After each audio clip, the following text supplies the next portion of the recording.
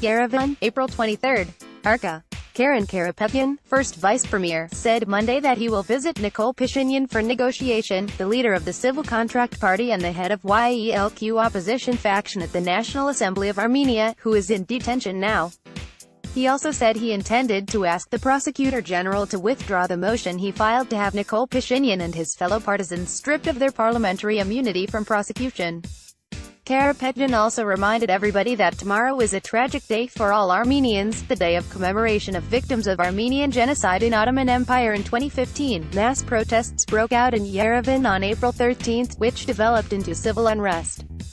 Armenian people have revolted against the third term of Serge Sargsyan staying in power. On April 17, Nikol Pashinyan announced the beginning of a velvet revolution, which will rid the country of Serge Sargsyan's regime, and protesters blockaded buildings of government establishments. He warned people against responding to the provocations ordered for hindering the peaceful course of the protests and trigger clashes between protesters and the police. In its statement, the police department, calling these actions illegal, says that the protesters divided into many groups are blocking traffic and disturbing people, hampering them to move in transportation means. The police department has repeatedly threatened the demonstrators. The leader of the opposition parliamentary faction YELQ, Nikol Pashinyan, who has been leading anti-government protests since April 13, told his supporters to continue rallies after fruitless 5-minute talks with Prime Minister Serge Sargsyan at the Marriott Armenia Hotel Sunday morning.